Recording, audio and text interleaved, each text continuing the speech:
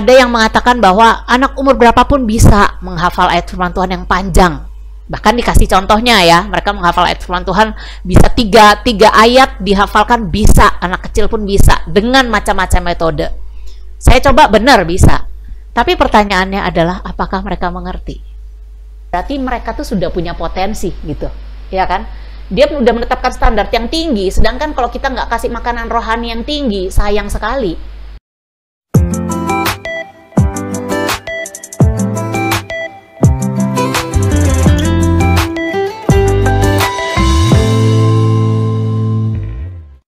Nah, sekarang kita kasih kesempatan Ibu Ike nih untuk sharingnya sebagai praktisi untuk generasi Alpha ini. Silakan Ibu Ike sampaikan. Oke. Kompleks nih ya kalau ngobrol tentang generasi Alpha, termasuk gimana peran Opa Oma. Cuman kalau boleh menanggapi sedikit, sebenarnya dengan Opa Oma ketika kita satu visi dalam mendidik anak ya, masing-masing bisa melihat perannya di mana, kita bisa menjadi satu tim gitu ya. Ketika saya ada pelayanan, orang tua ambil alih pegang anak-anak dulu dengan tahu batasannya, bagaimana mendukung tetap orang tua punya disiplin tetap dijalankan gitu ya. Dan saya bisa konsentrasi dulu pelayanan, mereka saling mengambil peran masing-masing gitu ya. Dan tadi kalau yang terakhir tadi gimana ya, kalau tren keluarga yang mau menikah tapi nggak mau punya anak, kayaknya kayak ada sesuatu yang miss gitu sebenarnya. Karena bagi saya anak itu bukan penghalang dalam melayani Tuhan atau bukan penghalang dalam bekerja. Karena justru dengan ada anak itu mereka tuh menjadi inspirasi ya. Menjadi inspirasi dalam pelayanan kita, menjadi inspirasi dalam karya-karya kita gitu ya.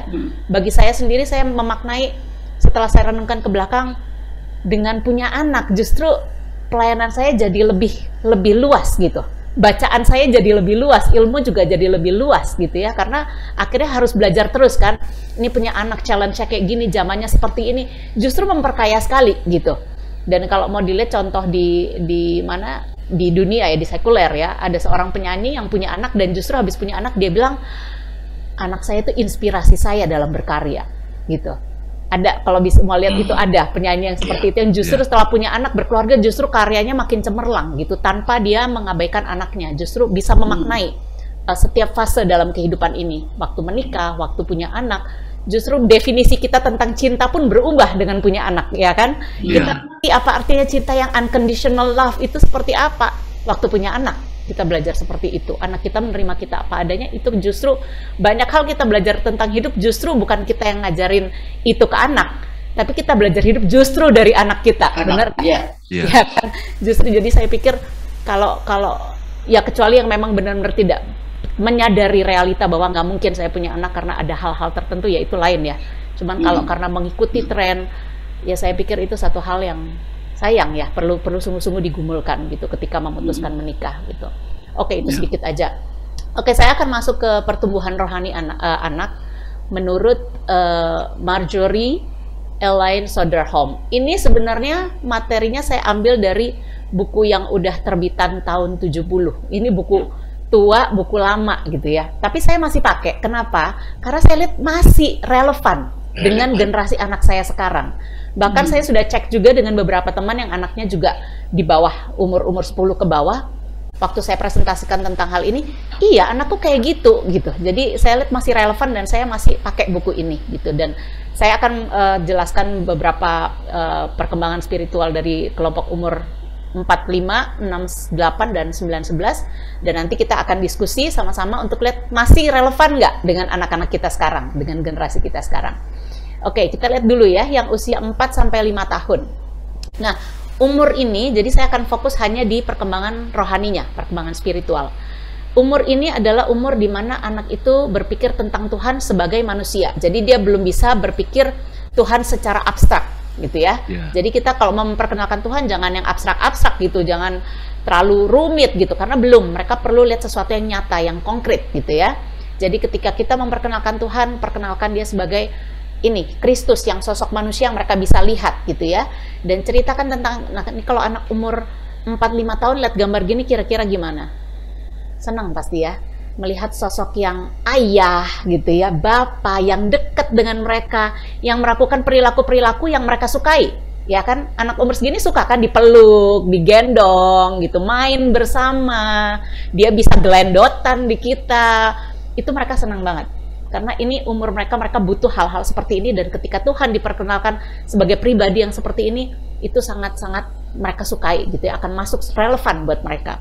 Dan kemudian diajarin juga umur ini, mereka mulai belajar kan ya, berterima kasih ya kan, kalau kita kasih sesuatu bilang apa? Terima kasih. Nah, mereka juga belajar berterima kasih kepada Tuhan, bersyukur kepada Tuhan untuk makanan, untuk pakaian, bersyukur untuk rumah, untuk tempat tidur yang nyaman misalnya. Itu mereka akan sangat relevan dengan umur 4-5 tahun. Dia juga senang ngobrol karena baru belajar ngomong kan, ngomongnya sebagian baru mulai jelas. Jadi umur gini lagi cerewet-cerewetnya banget ya. Anak saya umur 5 tahun tuh, waduh cerewetnya luar biasa karena lagi melatih mulutnya, lidahnya yang mulai bisa lancar ngomong L gitu ya. Jadi kuat dia bicara, dan dia senang ketika dia boleh ngobrol dan dia tahu bahwa Tuhan adalah sosok yang dia bisa ngobrol sama Tuhan gitu. Nah, kemudian umur ini juga cara rohani umur yang percaya apa yang dikatakan. Ini belum umur yang protes ya, kayak tunas remaja. Kalau tunas remaja dibilang Tuhan itu baik, apanya baik? Kalau baik kenapa keluargaku gini? Belum. Ini umur yang percaya, terima apapun yang disampaikan tentang Tuhan. Jadi ini umur yang kita bisa, wah kayaknya sebanyak-banyaknya disuapin terus ya kebenaran-kebenaran tentang Tuhan gitu. Karena mereka seperti spon, mereka akan serap apapun yang kita ajarkan tentang Tuhan. Maka tanggung jawab kita adalah jangan sampai kita mengajar seenaknya gitu ya. Apalagi kalau sekolah minggu, anak kecil asal aja siapin sekolah minggu, materi mengajar sekolah minggu nggak bisa.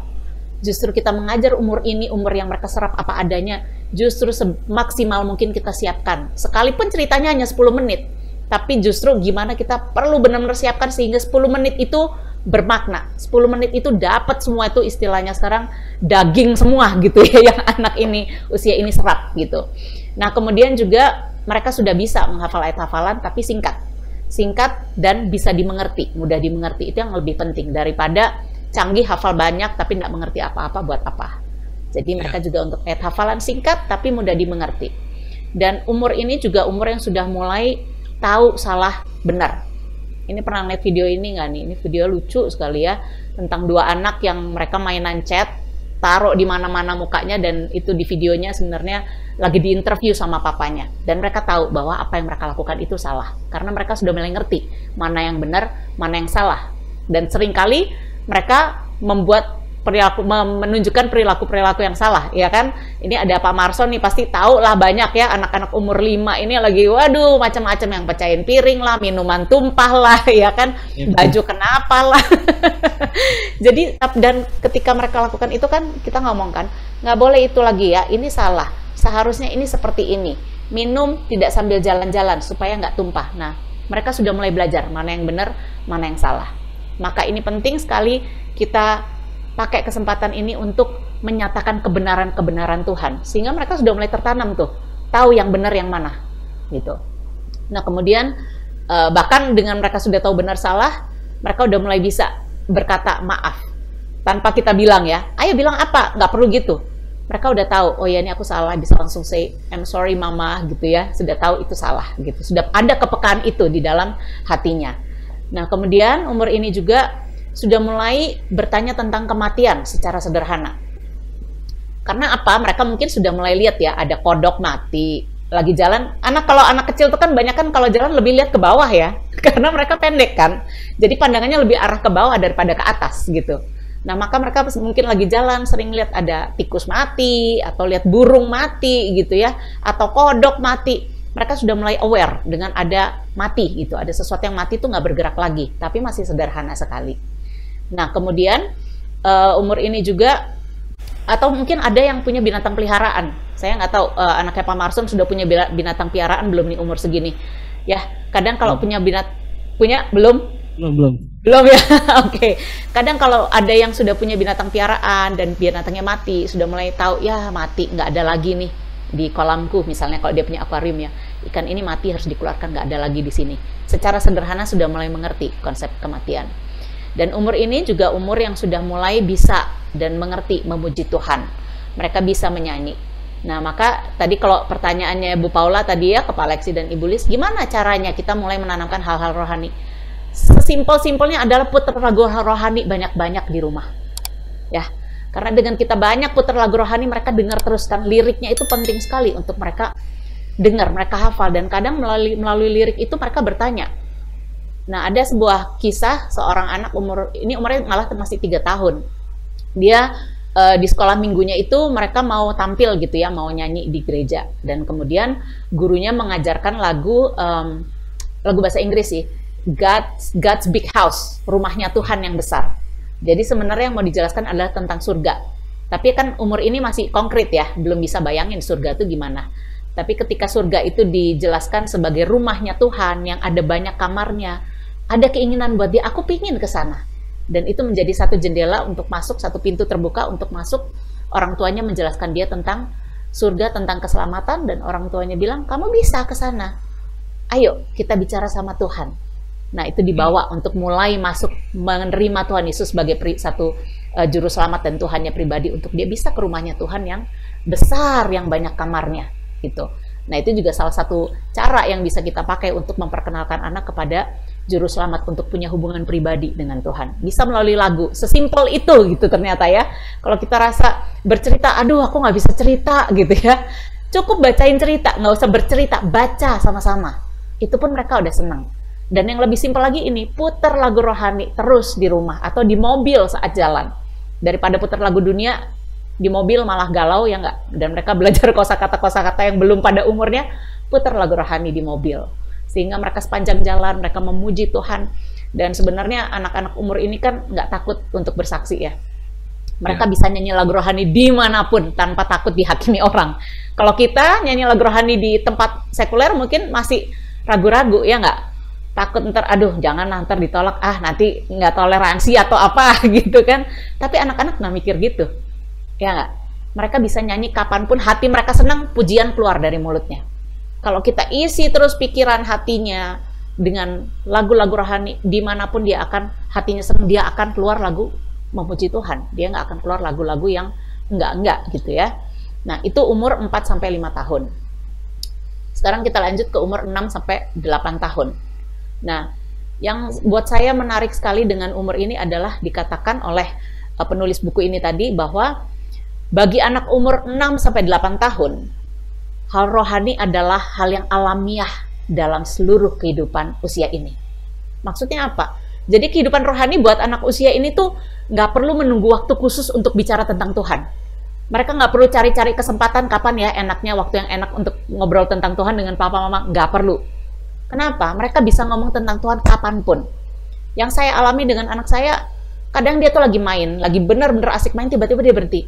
Mah, Tuhan itu baik ya? Iya, jadi bisa lagi main tiba-tiba berhenti dan ngomongin Tuhan gitu, secara alami. Karena ternyata setelah saya baca bukunya, oh ternyata memang umur ini tuh Tuhan tuh jadi bagian yang sangat integral, sangat alamiah dalam hidupnya dia. Seperti menyatu sekali, jadi kapanpun dia bisa memikirkan Tuhan. Bahkan dia sampai pernah bilang, Kaleb pernah loh mama, waktu itu kadang Kaleb lagi main terus Kaleb ngobrol sama Tuhan. Oh ya, good, ngobrol terus sama Tuhan. He's your friend gitu. Dia teman baikmu, kamu bisa, dia ada selalu dengan kamu, bisa ngobrol kapanpun dengan Tuhan. Dan ini kita orang dewasa perlu belajar seperti ini ya. Kita bisa ngomong tentang Tuhan, berpikir tentang Tuhan kapanpun, nggak perlu mencari-cari kesempatan gitu ya. Dan kesempatan seperti ini paling baik di usia ini, karena nanti udah umur SMP, umur SMA udah lain, udah sulit gitu ya. Memang harus mencari waktu tertentu gitu. Nah kemudian karena usia ini mereka bagian integral, sehingga kadang lagi belajar pun, ini konteks sekolah ya, ketika belajar pun sangat penting kita mengkaitkan apa yang ilmu yang lagi kita belajar dengan Tuhan. Satu contoh, saya mengajar seorang anak, waktu itu kita lagi belajar tentang negara Italia, lalu kita belajar tentang menara Pisa yang miring gitu ya. Terus saya jelasin kenapa menara itu miring, karena fondasinya bla bla bla gitu. Terus tiba-tiba langsung gini, oh kayak cerita yang itu kan, cerita yang 2 orang membangun rumah, yang satunya di atas batu, satunya di atas pasir, yang di atas pasir hancur kan rumahnya mama. Iya bener. Terus langsung akhirnya dia ngajak nyanyi lagu apa tuh, The Wise Man Built His House Upon the Rock gitu. Jadi udah akhirnya kita berhenti belajar, nyanyi dulu gitu ya. Jadi kita mengkaitkan bahwa semua yang kita pelajari ini semuanya bersumber dari Tuhan, ilmu pengetahuan. dan membuat kita memanfaatkan waktu ini, waktu emas di mana bagi dia kehidupan rohani itu hal yang alamiah, kita manfaatkan itu, kita kaitkan semua gitu ya, sehingga dia melihat bahwa hal rohani ini sebenarnya bukan satu bagian kecil, tapi ini integral, dan kita makin kuatkan itu. Nah kemudian saya juga ingat dulu waktu masih umur ini jalan-jalan sama teman-teman, terus tiba-tiba kita ngobrolin ayat firman Tuhan yang iman sebesar biji sesawi bisa memindahkan gunung gitu ya. Kita nggak ngerti gitu, gimana ya iman sebesar gunungnya bisa beneran pindah, nggak tahu, nggak ngerti, tapi itu menjadi obrolan kita gitu. Itu uniknya umur ini, saya jatuh cinta banget sama umur ini karena secara rohani luar biasa. Nah kemudian umur ini juga umur yang senang dengan sekolah minggu.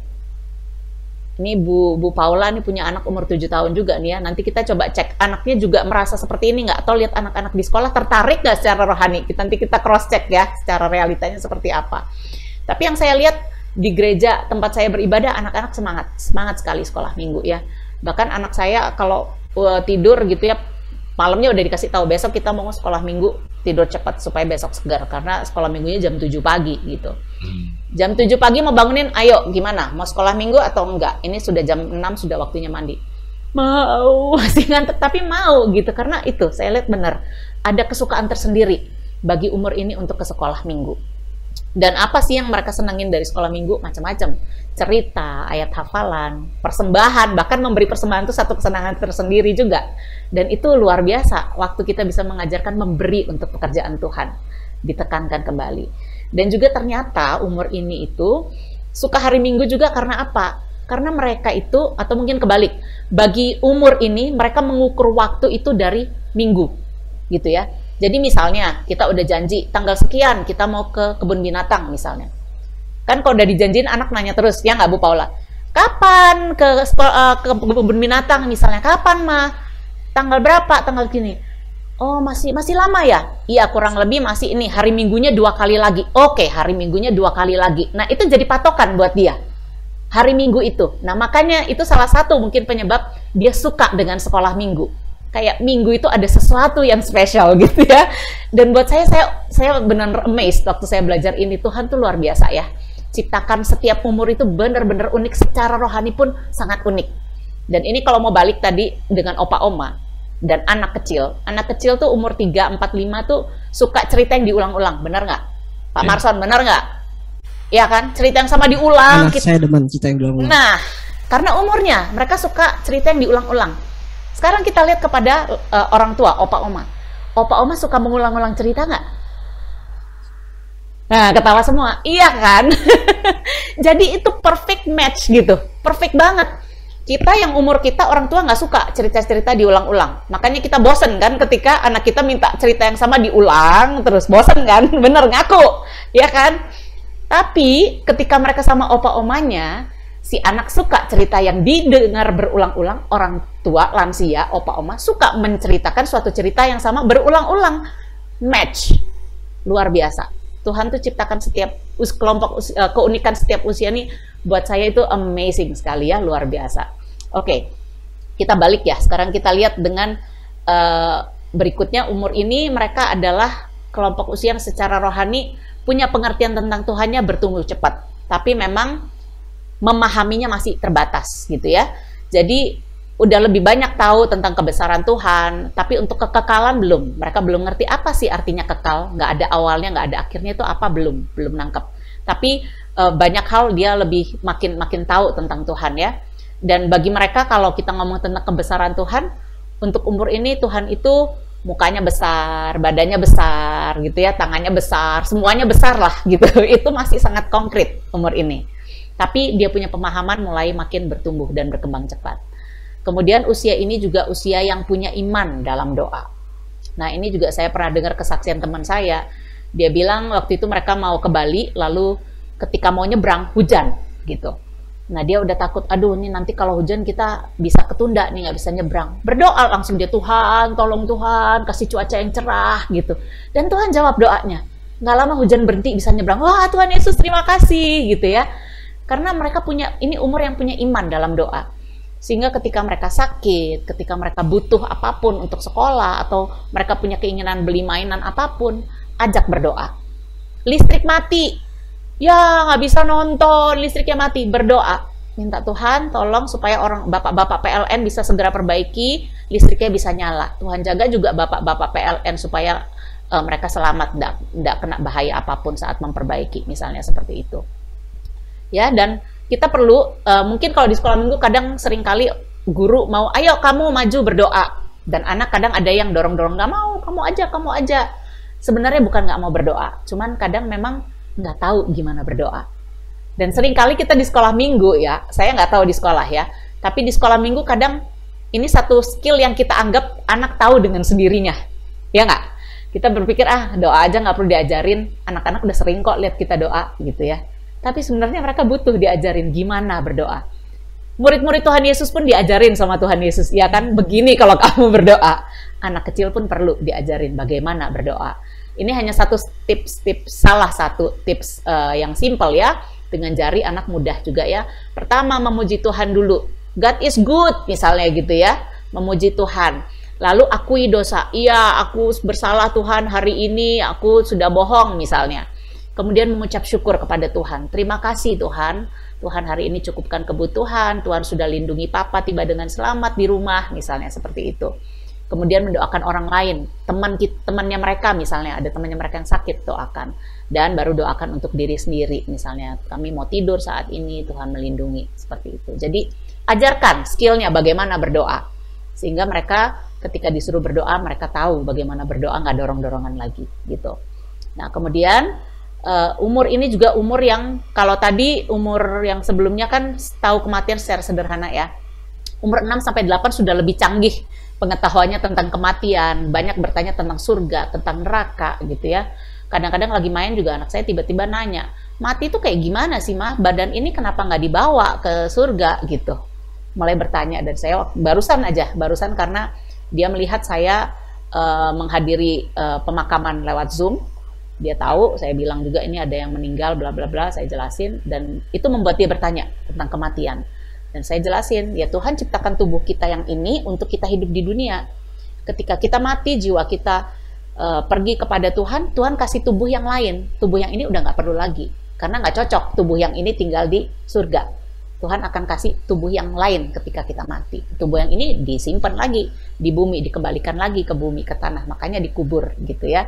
Dan ini umur yang ketika bisa diajak ke pemakaman, dan membuat dia untuk mikir dan bertanya. Itu kesempatan kita untuk menjelaskan kepada mereka. Kemudian umur ini juga, nah ini yang buat saya amazing juga ini. Tahu cerita ini? Kalau lihat alat peraganya tahu nggak kira-kira? Pak Andi masih ingat nggak nih ya? Alat peraga ini. Ini cerita tentang, nah umur ini sebelumnya. Umur ini umur dimana anak ingin jadi baik. Gitu. Bu Paula mungkin bisa sambil ingat-ingat anakku ada nggak ya kejadian di mana dia tahu iya aku seharusnya memilih yang baik, aku pengen jadi baik gitu ya. Nah satu ketika saya bercerita tentang dua anak. Yang satu anak yang ketika disuruh papanya kerja di kebun anggur kalau nggak salah ya, terus dia bilang iya, tapi kemudian dia nggak pergi, dia main bola. Dan anak yang kedua ketika disuruh kerja di kebun anggur dia nggak mau, tapi kemudian dia pergi gitu. Nah, pertama ketika saya siapkan alat peraga ini, saya mikir, ini mah cerita yang sederhana lah gitu. Saya menganggap remeh gitu ya. Saya akui saya menganggap remeh waktu itu. Ceritanya terlalu simpel gitu menurut saya. Nah, kemudian ketika saya menceritakan di tempat tidur waktu itu, waktu sudah mendekati akhir ceritanya, saya bilang bahwa anak ternyata tahu nggak siapa yang bekerja di sana. Si anak yang tadi bilang nggak mau, ternyata dia pergi dia pergi ke ladang dan dia bekerja justru padahal tadi dia bilang nggak mau. Si anak ini dia lagi tidur posisinya, dia langsung bangun langsung, wow, dia langsung gitu ekspresinya. Itu saya tertegur. Saya menyepelekan cerita ini. Ternyata cerita ini punya power yang luar biasa. Tuhan itu menyediakan perumpamaan itu yang luar biasa sekali gitu. Ternyata buat anak usia ini nggak simpel ceritanya. Karena apa? Karena dia ingin jadi lebih baik. Dia ingin menjadi baik. Jadi ketika dia mendengar cerita ada anak yang tadinya melawan, nggak mau, tapi justru kemudian dia melakukan, buat dia itu amazing gitu ya. Bisa aku seperti itu juga. Aku bisa berubah menjadi baik gitu. Dan seringkali umur ini jadi nggak sabar dengan dirinya. Artinya ketika dia gagal, dia menyesal, aduh kenapa aku buat ini lagi gitu ya. Dan anak saya pernah kayak gitu, berulang-ulang dia lakukan satu kesalahan, Akhirnya dia bilang, mama tolong doain aku supaya aku nggak begitu lagi gitu. Dia minta didoain. Kita pakai kesempatan itu karena ini mereka ini sudah potensial sekali secara rohani, punya potensi rohani yang luar biasa, tinggal bagaimana kepekaan kita gitu ya. Nah kemudian usia ini juga oh ya, dan juga perlu di sini umur ini kita kuatkan ya, ketika dia melakukan satu hal yang benar sesuai dengan prinsip firman Tuhan, akui itu, ketahui dan akui. Jadi katakan dia, kamu melakukan hal yang benar. Orang Kristen menunjukkan hal-hal seperti itu, and you did it gitu ya, kamu melakukannya. Itu akan menguatkan perilaku dia yang baik yang sesuai dengan firman Tuhan. Sekarang kita masuk ke usia yang 9 sampai 11 tahun. Masih ada hal-hal yang masih berkesinambungan dari usia sebelumnya, yang masih ada di mereka, tapi ada hal-hal yang bertambah ya. Yang pertama, mereka secara alamiah itu religius. Mereka mudah untuk mengenal mana dosa. Dan karena mereka sudah makin mandiri, mereka punya rasa tanggung jawab atas dosanya, atas konsekuensi dari dosa yang mereka lakukan. Nah, kemudian usia ini juga usia yang suka cerita mengenai orang yang dapat mengatasi kejahatan. Makanya umur ini suka cerita superhero, benar nggak? Iya. Anaknya Ibu Paula laki atau perempuan? Perempuan, Bu. Perempuan, oke. Kalau laki-laki khususnya ya suka yang superhero gitu kan, makanya Marvel segala macam seneng gitu. Tapi sebenarnya cerita kadang-kadang juga ini yang saya kadang nggak setuju ya. Ada orang-orang yang mengatakan Jesus is a superhero gitu. Saya nggak setuju. Saya bilang sama anak saya, Jesus is not superhero. Jesus is the real hero. Iya. Hero yang sesungguhnya Tuhan Yesus. Superhero tuh itu movie, itu film. TV-nya kamu matiin ya udah mati gitu. Tapi Tuhan Yesus is the real hero. He is the hero. Dia hero sejati. Dan kenapa saya nggak setuju? Karena konsep superhero dengan Tuhan Yesus tuh beda banget. Superhero dia hebat kalau apa? Kalau dia mengalahkan kejahatan dengan membunuh, ya nggak? Mengalahkan musuhnya dengan membunuh. Tuhan Yesus mengalahkan dosa dengan apa? Dengan dia mati atas dosa. Kalau anak memakai kacamata superhero untuk melihat Tuhan Yesus, nggak masuk hitungan Tuhan Yesus. Mengalahkan kejahatan kok mati. Dan anak sekarang kritis. Ini kalau kita mau bicara generasi alfa ya, kritis banget gitu. Maka kalau saya pribadi, saya nggak setuju kalau Tuhan Yesus dibilang superhero gitu. Saya akan terus katakan anak saya, Jesus is the real hero. Dan nggak bisa anak memandang Tuhan Yesus mengalahkan kejahatan seperti superhero. Itu nanti akan nggak masuk, konsep juru selamat tuh nggak akan masuk ke mereka. Karena mereka sudah terbentuk, konsep juru selamatnya terbentuk dari kacamata, dari konsepnya si superhero yang mereka lihat di film gitu ya. Oke. Kemudian dia suka cerita orang yang bisa mengatasi kejahatan seperti ini. Contohnya Daud dan Saul ya. Ketika Daud punya kesempatan untuk membunuh Saul, tapi dia tidak lakukan itu. Gitu. Ini salah satu saja contoh. Dan kemudian usia ini juga banyak bertanya tentang kehidupan Kristen. Apa yang boleh, apa yang nggak boleh.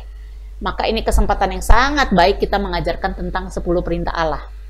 Maka sayang ketika umur ini mendapatkan pelajaran 10 perintah Allah hanya dalam satu kali pertemuan untuk 10 perintah Allah. Sayang. Karena ini lagi mereka suka yang hal seperti ini. Maka sangat baik ketika umur ini mendapatkan pelajaran 10 perintah Allah, satu perintah 1 minggu. Sehingga kita bisa bahas detail. Kenapa Tuhan kasih perintah ini? Perintah pertama ini, apa maknanya? Jelaskan secara detail. Karena ini, buat mereka lagi sangat suka ingin tahu mana yang boleh, mana yang nggak boleh, kenapa nggak boleh.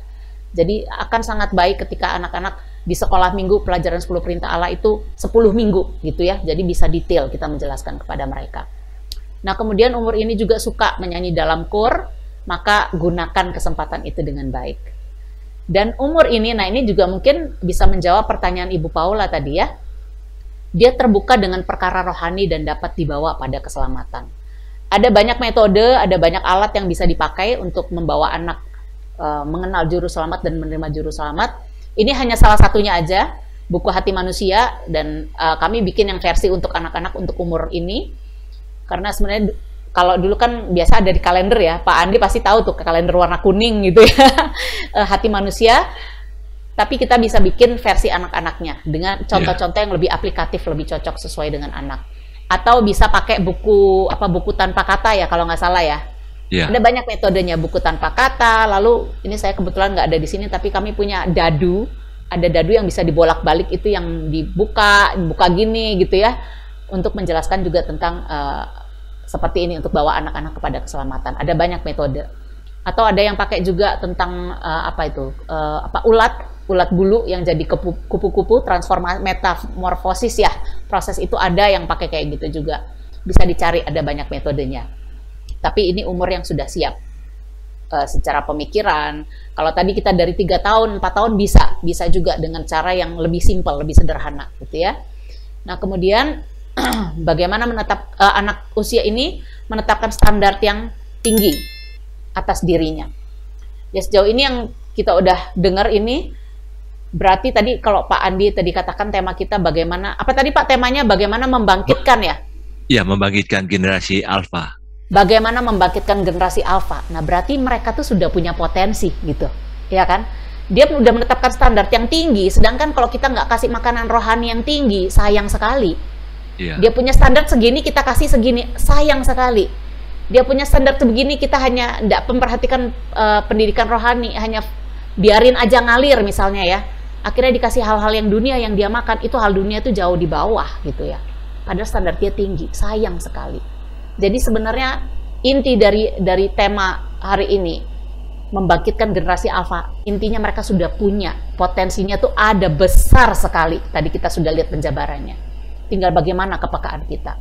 Nah, saya mau ajak kita lihat sekarang realitanya seperti apa sebelum kita masuk diskusi. Baru kemarin saya menerima sebuah video. Ada yang sudah sempat lihat video ini? Belum? Oke. Belum. Ini agak disturbing, kata-katanya disturbing, tapi inilah realitanya. Kita lihat sama-sama ya. Sebentar. What do you want to be when you grow up? A murderer because I like killing. My brain tells me if I like killing or not. I like killing because when I first watched my grown-up killing show, myself started to like killing, and then my brain started to like tell me what to do with killing in it. So Okay. I like murders and I like killing in my life. I'm gonna kill everybody in the world except for my family because they just didn't do anything to me. I just like killing. So just any type of person, it doesn't matter. What about me? Yeah. Even me? No, not even my teachers either. Okay, because I'm the first person that you told this. Am I? Yeah. So I just like killing. So what are you gonna be again when you grow up? A murderer. Okay. Bye. Bye. Shocking. Shocking ya.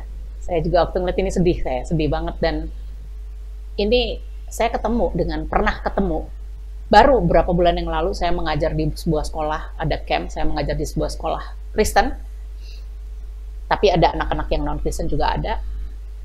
Terus waktu itu saya ngajar materi tentang karakter. Saya lupa apa aktivitasnya, tapi intinya tentang mengasihi saudara kandung gitu ya. Tiba-tiba ada satu anak, ini kelas 5 SD. Anak ini bilang, I hate my sister. You know what, miss? I will push her off the cliff. Dia bilang, aku benci kakakku. Aku akan dorong kakakku jatuhin dari tebing. Aku mau dia mati. Serupa dengan kata-kata anak di video ini tadi. Tadi di video ini anaknya ditanya, what do you want? Kamu nanti besar mau jadi apa? Dan dia bilang, aku mau jadi pembunuh. Aku mau bunuh semua orang, karena semua orang nggak bikin apa-apa buat aku. Kecuali keluargaku, aku nggak bunuh. Yang orang lain aku mau bunuh semua. Terus ditanya, dari mana kamu dapat ide itu kan? Dan dia bilang, waktu aku pertama lihat show-nya orang dewasa yang membunuh, aku mulai memikirkan itu. Aku mau membunuh dan dia bilang, my brain told me, di otakku nih ada suara yang suruh aku bunuh. Gitu.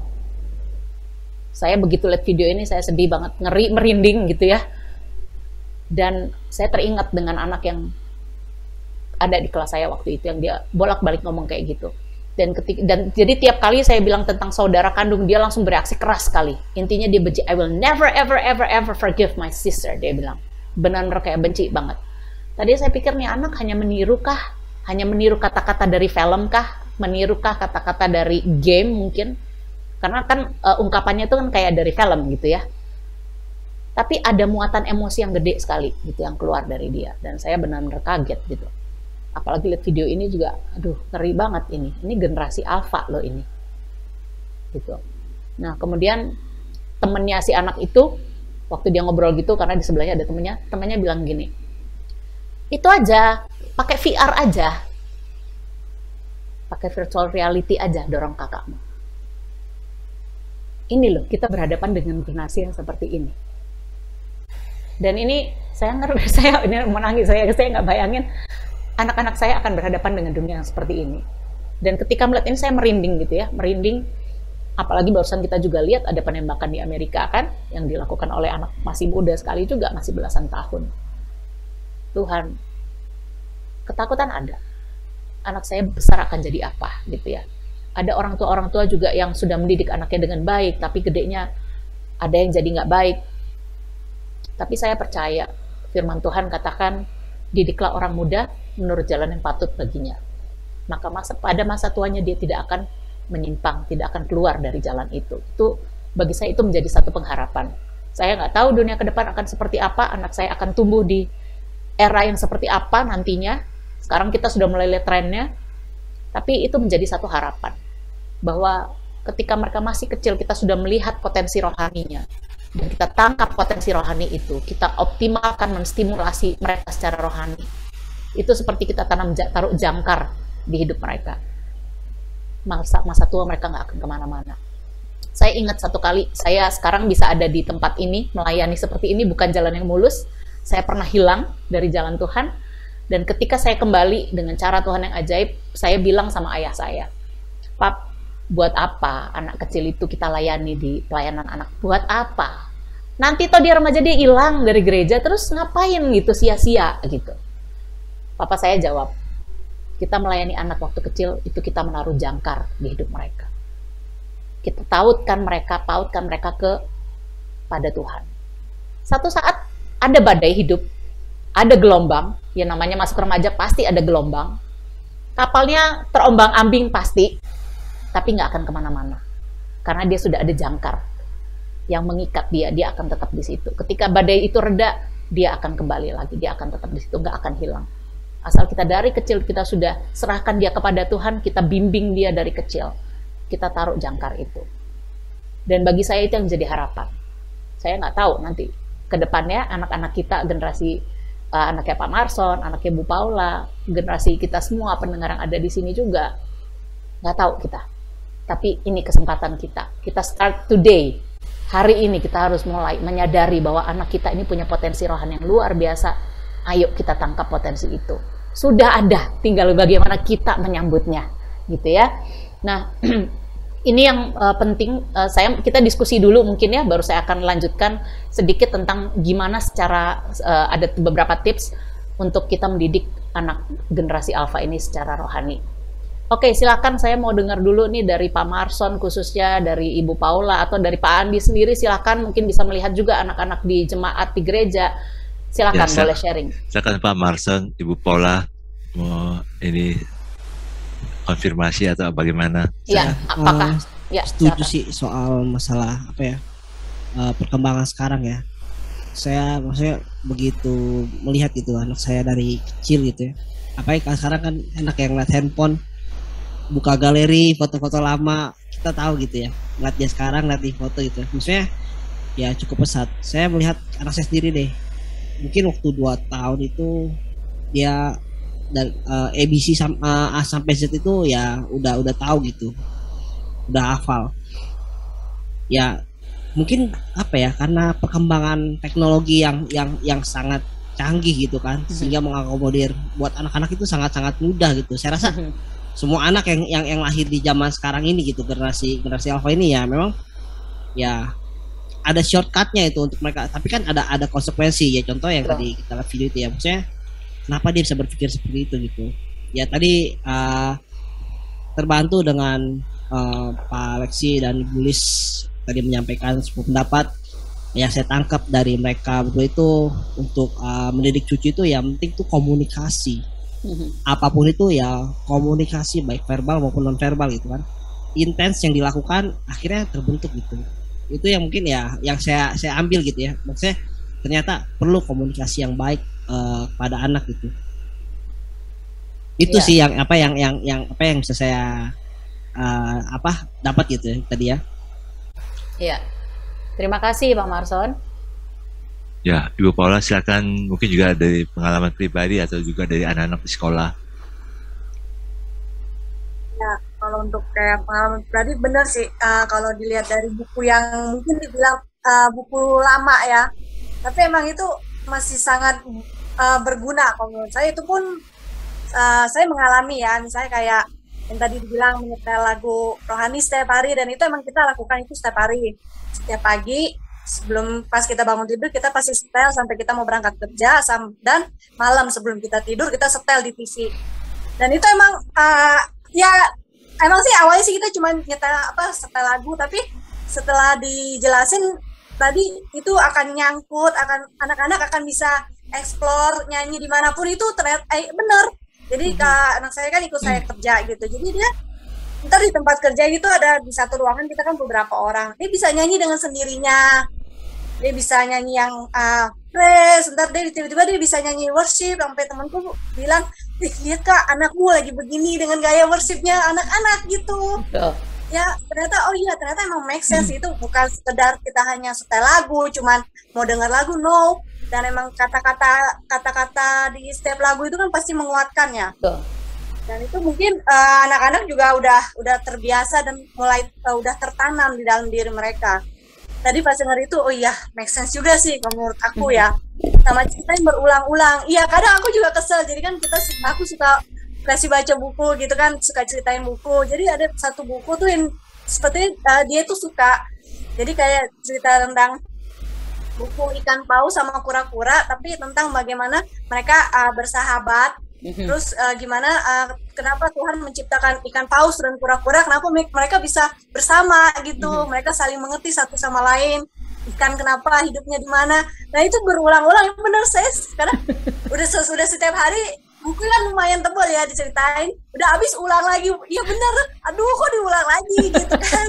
Tapi emang bener itu, mendengar cerita itu ya anak itu jadi ngerti, oh ternyata setiap kita ini aku begini, temanku begini, ternyata emang cerita itu ngajarin aku harus terima teman aku gitu. Sama kayak tentang tadi kematian ya, kematian Tuhan di kayu salib itu kan di sekolah minggu juga dikasih cerita seperti itu. Ada beberapa pertanyaan yang di saat kita lagi ngobrol atau dia lagi belajar, tiba-tiba dia manggil, nih kan tadi cerita Tuhan Yesus mati di kayu salib, terus dia mati di hari ketiga kan baru bangkit. Nah terus gimana nanti dia selanjutnya di mana? Terus masalah surga juga rumah Tuhan, dia bilang ya kan Tuhan Yesus ada di hati kita, tapi Tuhan Yesus ada di surga. Terus Tuhan Yesus sebenarnya ada di mana gitu? Maksudnya Tuhan Yesus tuh selalu ada ya buat kita. Tuh, jadi dia emang banyak bertanya seperti itu, sampai aku suka diskus juga sama tim sekolah minggu ini gimana cara menjawab, mengarahkannya tuh seperti apa supaya tidak salah penjelasan juga kan. Betul. Sama yang tadi masalah doa.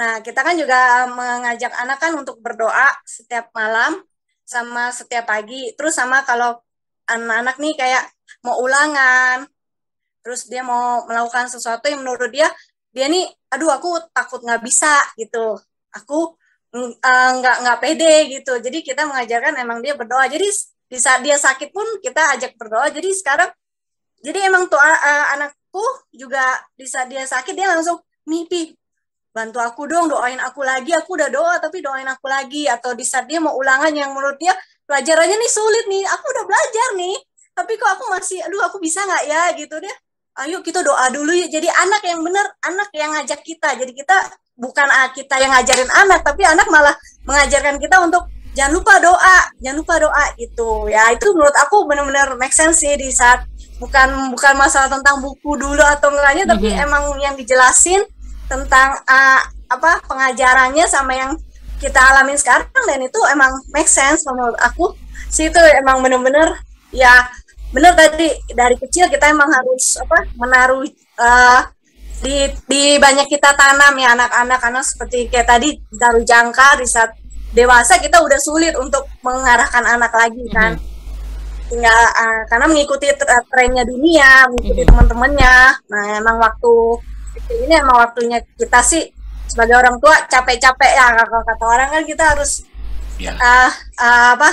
waktu golden age-nya tuh di sini kan, jadi ya Benar. kita benar itu benar-benar harus benar-benar diisi gitu dengan sesuatu yang baik, dengan yang rohaninya yang mendukung, dan kita juga orang tua support gitu. Benar sih. Iya. Jadi masih relevan ya? Masih Iya. relevan ya Bu Pole? Oke. Masih relevan buat Jakarta juga ya. Even anak di kota pun buku ini ternyata masih relevan. Saya juga amazed banget sih waktu baca buku ini. Ini risetnya luar biasa ini ya. Sehingga benar-benar ya seperti itulah yang terjadi secara rohani. Oke. Saya mau tambahin sesuatu hal, nanti kita lanjut diskusi lagi, boleh? Boleh. Oke. Nah, tadi saya mau balik lagi ya ke soal video yang tadi, anak yang berkata seperti itu. Kemudian di sekolah yang saya temuin ada anak berkata mau bunuh kakaknya dan temannya bilang pakai VR aja. Nah, sekarang kita ngomong soal VR. Soal mana yang reality, mana yang virtual gitu ya. Nah, ini kekhawatiran kita kan, seringkali saya ikut webinar gitu, yang saya dengar kekhawatirannya bahwa generasi ke depan ini sulit membedakan mana yang reality fisik, mana yang metafisik, mana yang virtual gitu ya. Apalagi sekarang belakangan banyak kan metaverse gitu ya, webinar tentang hal tersebut. Saya teringat cerita ini, cerita Kain dan Habel. Dan saya pikir ini cerita yang mungkin relevan untuk anak tahu konsekuensi dan perbedaan realita dengan yang virtual gitu. Ketika si anak tadi bilang dorong aja kakakmu di virtual reality gitu. Sementara soal membunuh itu kan bukan hanya, kalau kita belajar ya 10 perintah Allah tentang jangan membunuh. Bahkan ketika kita memikirkannya, ketika kita marah, Tuhan bilang itu tuh udah membunuh gitu. Maka di virtual reality pun ketika misalnya ada adegan atau kita dalam tanda kutip ya membunuh secara virtual, physically orangnya nggak apa-apa kok. Jadi misalnya anak berargumentasi ya, misalnya berargumentasi, itu kan cuma di virtual, tapi secara fisik dia nggak mati kok, aku dorong, dia nggak luka-luka kok. Menurut saya cerita ini bisa menjadi satu cerita yang akan penting untuk mereka tahu membunuh itu bukan soal membunuh fisik saja gitu. Tapi ketika kamu sudah, bahkan di virtual reality kan dalam tanda kutip sudah melakukan, ya nggak? Kita mikir aja, membenci aja, sudah merancangkan, itu pun sudah membunuh gitu. Apalagi di virtual reality melakukan sekalipun secara virtual, tetap aja itu membunuh. Apalagi kalau kamu secara realita kamu melakukan itu, konsekuensinya apa? Itu yang perlu dijelaskan. Saya pikir ke generasi alfa, mereka harus belajar tahu mana yang real, mana yang tidak, konsekuensinya di reality seperti apa. Kalau dia berargumentasi secara virtualnya, kita perlu sekali untuk tahu secara firman Tuhan cerita apa yang relevan untuk kita tekankan bahwa itu dosa sekalipun di virtual, bukan di reality. Itu yang tadi saya ketika persiapan saya baru teringat cerita ini ketika saya baca. Nanti coba bisa baca teksnya lagi ya, cerita Kain dan Habel. Dan Tuhan ketika dia udah rasa marah pun Tuhan sudah tegur gitu ya. Ini kamu udah nggak hati-hati ini ya. Udah singa nih udah mengaum-ngaum di sekitar kamu, sudah mulai menggoda kamu gitu. Tapi dia nggak peka. Dia mengikuti terus kemarahannya sampai akhirnya dia membunuh gitu. Nanti bisa coba dibaca sendiri untuk kita renungkan bagaimana ada banyak sekali kisah firman Tuhan yang sangat relevan masuk ke generasi alfa gitu. Nah, kemudian juga umur ini mereka perlu untuk didorong untuk membaca renungan secara pribadi. Untuk satu hari satu ayat kita baca sama-sama, kita pelajari sama-sama. Yang penting dijelaskan. Nah, ada yang mengatakan bahwa anak umur berapapun bisa menghafal ayat firman Tuhan yang panjang. Bahkan dikasih contohnya ya, mereka menghafal ayat firman Tuhan bisa tiga ayat dihafalkan bisa, anak kecil pun bisa dengan macam-macam metode. Saya coba benar bisa. Tapi pertanyaannya adalah apakah mereka mengerti? Dan bukankah firman Tuhan yang penting adalah kita ngerti, bukan hafal? Ya kan? Makanya tadi di awal saya katakan ayat hafalan nggak usah panjang-panjang. Singkat, mereka paham dan harus dijelaskan apa arti dari ayat firman Tuhan yang mereka hafalkan itu.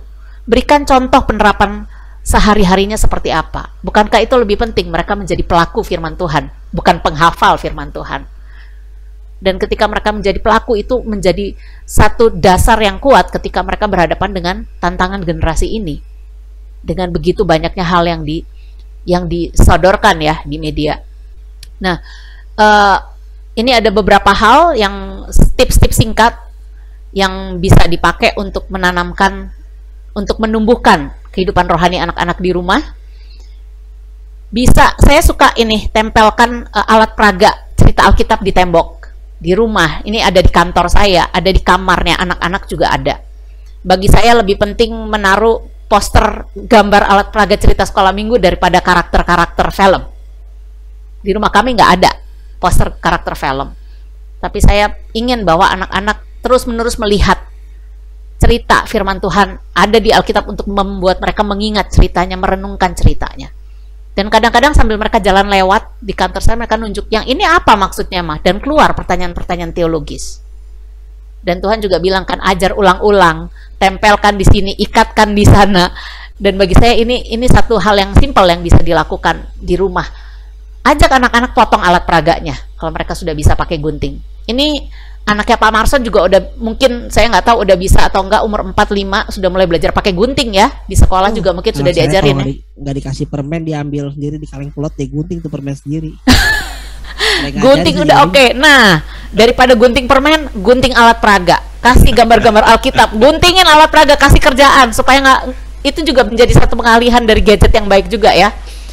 Kasih craft, anak sekarang tuh suka banget craft, saya perhatiin. Jadi kemarin setelah anak-anak yang tadi saya bilang, saya ngajar di sebuah sekolah dalam camp, itu camp pertama mereka setelah sekian tahun pandemi. Camp pertama mereka datang onsite gitu ya, benar-benar mereka happy-nya luar biasa. Dan kemudian saya kasih aktivitas, waktu itu pelajarannya tentang creativity, mau menunjukkan betapa uniknya, betapa berbedanya tiap orang. Kita bikin aktivitas dari kertas origami itu, simple sederhana ya, kertas origami dilipet-lipet lalu dipotong-potong menjadi snowflake, bunga salju tuh loh, tahu kan ya? Tadinya saya pikir paling biasa aja gitu. Ternyata waktu dikasih, anak-anak tuh minta terus, minta lagi, nambah lagi, penasaran hasilnya kayak gimana. Itu kayak surprising buat mereka. Karena kan dilipat, digunting, hasilnya gimana kan harus dibuka dulu kan. Itu bikin penasaran ternyata buat mereka. Minta lagi gitu. Nah, jadi mereka bisa gunting, ajakin mereka bikin alat peraga, gunting-gunting, tempel-tempel gitu ya. Kayak di sini tentang cerita alat peraga penciptaan. Itu kami ada poster gede gitu, lalu ada banyak hal yang harus ditempel, digunting dan ditempel, dan itu jadi menyenangkan mereka mengerjakan sambil kita ngobrol, sambil kita ngajar tuh masuk banget gitu. Karena sambil berproses. Apalagi anak laki. Anak laki itu kita ngajarin sesuatu masuk banget ketika kita sambil beraktivitas. Benar nggak sih? Cowok biasanya kalau diajak ngomong diem depan-depan gini nggak mau gitu ya. Lebih masuk ngomong tuh kalau sambil nyetir ya kan, sambil bongkar-bongkar ini itu, sambil ngobrol, itu lebih masuk kalau anak laki. Anak perempuan bisa duduk ngobrol kayak gini bisa gitu. Tapi anak laki sambil beraktivitas itu akan masuk sekali ke mereka. Nah, kemudian tempelkan di kamar. Ya, ini juga ya. Nah, ini opa dengan 2 cucu lagi duduk di lantai sambil opa menceritakan cerita Alkitab. Alat peraganya tempel aja di tembok, duduk aja dimanapun langsung bercerita. Itu berkesan sekali buat mereka. Apalagi sambil dipeluk, itu menyenangkan sekali ya nggak? Cerita sambil dipangku opa, dipeluk, sambil nunjuk-nunjuk gambar, bisa berdiri, bisa duduk. Anak umur ini butuh sekali bergerak, karena untuk melatih otot mereka untuk menyalurkan geraknya, menyalurkan tenaganya yang besar juga. Ini salah satu gambar yang anak saya minta tetap harus ada di kamarnya, nggak mau dilepas. Yang lain boleh diganti, gambar ini nggak boleh diganti. Karena umur 6-8 tahun juga punya isu ketakutan, takut. Dan cerita ini tentang Elisa menolong bangsanya ketika hambanya lagi ketakutan, diserang. Kemudian Elisa berdoa, minta Tuhan bukakan mata hambanya, dan dia melihat bala pasukan surgawi datang melindungi mereka, mengelilingi mereka dan mengalahkan musuh. Dan itu ternyata buat anak saya yang takut, dia suka sekali cerita itu, dan gambar itu dia minta terus ditaruh di kamarnya. Sehingga malam waktu berdoa mau tidur, saya bilang, kalau takut lihat gambar itu, ingat ceritanya, bahwa Tuhan melindungi kamu, Tuhan ada dengan kamu. You don't have to be afraid, gitu ya, nggak perlu takut. Nah, sekarang saya mau ajak kita lihat tips khusus untuk generasi alfa dengan keunikannya. Apa sih kita sebagai orang tua yang harus kita lakukan? Yang pertama, tantangan terbesar generasi ini adalah media, ya kan? Mereka ngelihatnya lagu-lagunya macam-macam di YouTube, di Instagram, mereka follow-nya apa, kemudian gamesnya juga sekarang banyak games komputer yang brutalnya luar biasa, ya. Mereka dibombardir dengan message tertentu dari film itu, dari games, dari lagu-lagu, dari lirik-liriknya. Maka yang perlu kita lakukan pertama sebagai orang tua adalah perlu peka. Karena untuk melihat seekor serigala di tengah kerumunan domba itu gampang. Tapi melihat serigala berbulu domba tidak gampang. Dan itu perlu sekali kepekaan dari kita. Dan saya mau baca ayat Matius 7 ayatnya yang ke-15, dikatakan ini dalam perikop hal pengajaran yang sesat. Waspadalah terhadap nabi-nabi palsu yang datang kepadamu dengan menyamar seperti domba, tetapi sesungguhnya mereka adalah serigala yang buas. Dan kemudian di bawahnya tentang pohon, ya. Kita mengenali sesuatu dari apa, buahnya seperti apa. Kita bisa tahu pohonnya pohon apa. Dan ini untuk generasi orang tua, generasi alfa, kita sungguh-sungguh perlu peka. Kita perlu kepekaan dari Tuhan untuk membedakan roh, membedakan message yang dikirim oleh lagu-lagu, oleh film-film, oleh games-games. Message apa sih yang mau ditunjukkan di situ? Apakah ada message, kebanyakan ya, kalau film-film mau menonjolkan tentang otonomi. Apakah itu benar secara firman Tuhan? Kita mau bebas dari Tuhan, tidak mau ada aturan. Apakah itu betul secara dari pandangan Alkitab? Tapi itu yang banyak ditekankan melalui konten-konten di YouTube, dimanapun, di media-media, di film ataupun di lagu. Atau ada juga tentang kekuatan diri. Percayai perasaanmu. Apakah perasaan kita bisa dipercaya? Perasaan kita berubah-ubah. Hanya Tuhan yang bisa kita percayain. Kemudian ada juga nilai-nilai tentang seks bebas, tentang obat-obatan, narkoba, tentang kebencian, tentang tidak menghargai, disrespect, ya. Bully, materialisme, arogansi, itu banyak sekali dibombardir kepada anak-anak kita melalui film-film dan lagu. Dan seringkali nilai-nilai tentang kasih, tentang kekudusan hidup, tentang menghargai, tanggung jawab, kerendahan hati, kesederhanaan, itu justru malah direndahkan dalam tayangan-tayangan di film-film dan di lagu-lagu. Nah, ini kita sebagai orang tua perlu sekali peka akan hal itu. Kita lihat apa yang anak kita tonton, kita peka melihat ini benar apa enggak, kita menyaring dan kemudian menjelaskan kepada anak kita. Dan yang kedua, yaitu selidiki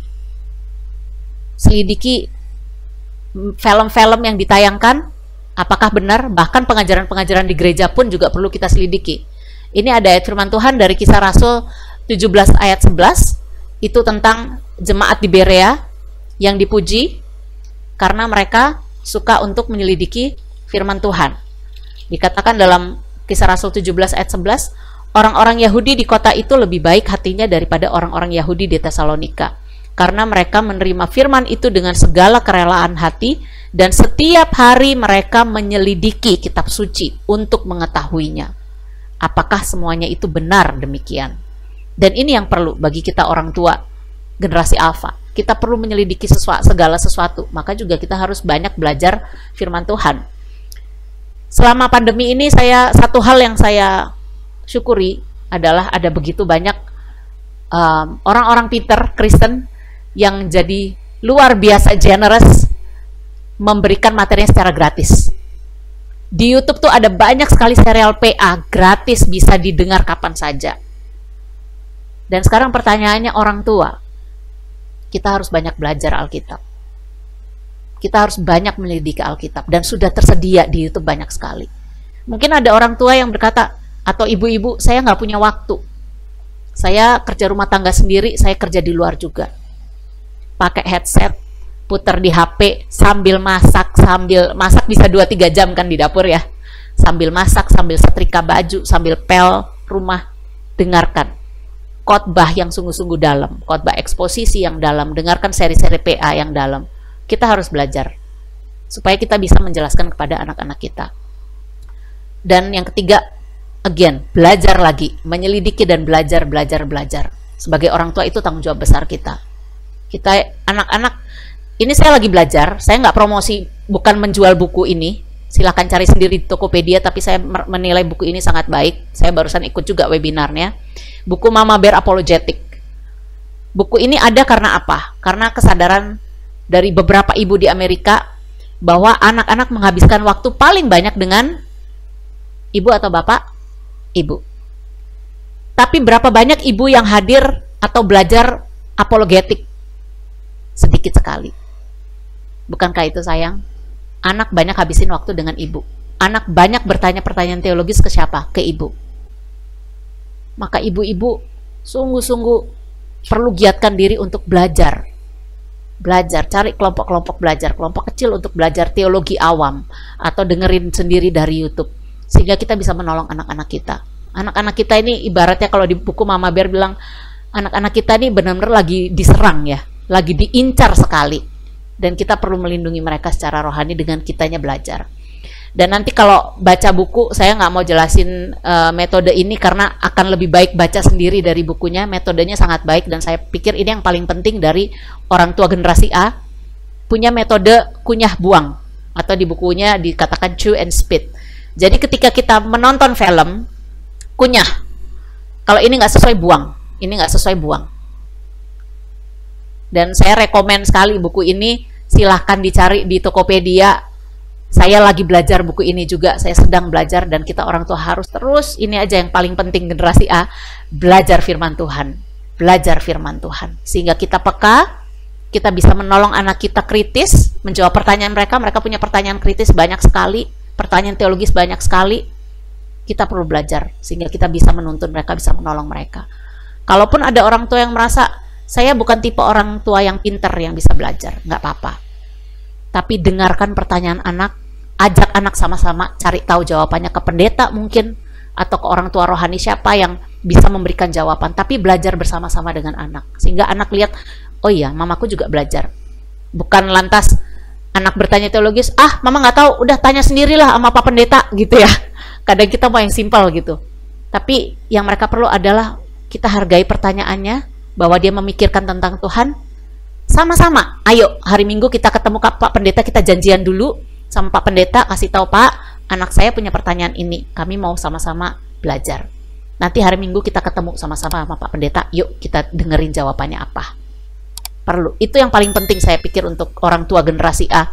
Untuk bisa membangkitkan generasi A, kita orang tua harus belajar banyak.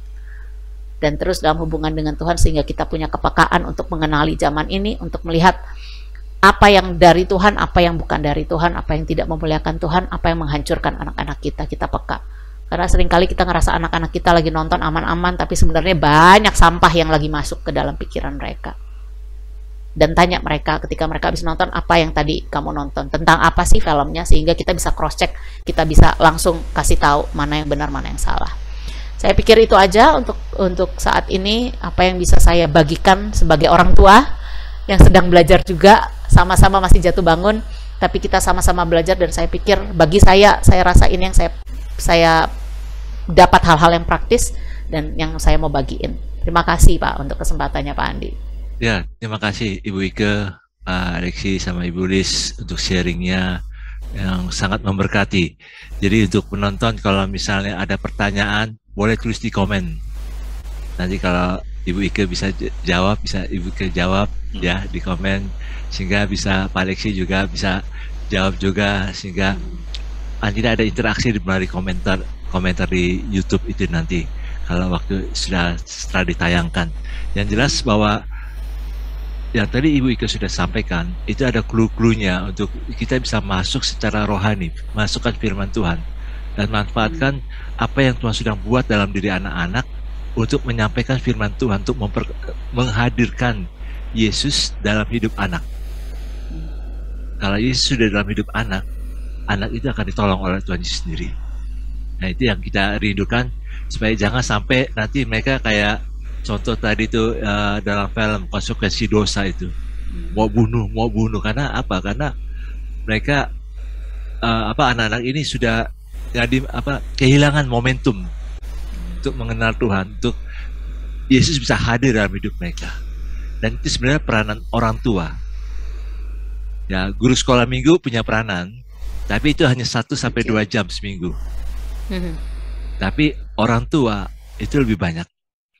Jadi jangan serahkan otoritas itu kepada guru sekolah minggu, pakailah orang tua kesempatan yang ada untuk anak-anak ini. Karena supaya pada waktu yang akan datang, tadi Ibu Ike bilang, kita nggak tahu bagaimana anak-anak kita ke depan. Tapi yang jelas, didik dulu secara rohani, dari firman Tuhan, biarkan Yesus juga hadir dalam hidup mereka, hadirkan Yesus dalam hidup mereka, sehingga apapun nanti yang akan terjadi, kita tidak perlu khawatir. Nanti Yesus yang menjaga. Ada perlindungan Tuhan untuk anak-anak kita ke depan ini. Ya, terima kasih Pak Reksi, sahabat saya yang lama ini, Bu Lis. Juga Tuhan berkati. Terima kasih, Tuhan berkati. Ya, Pak Andi, Bu Paula, Pak Mason. Semuanya. Shalom. Shalom. Ya.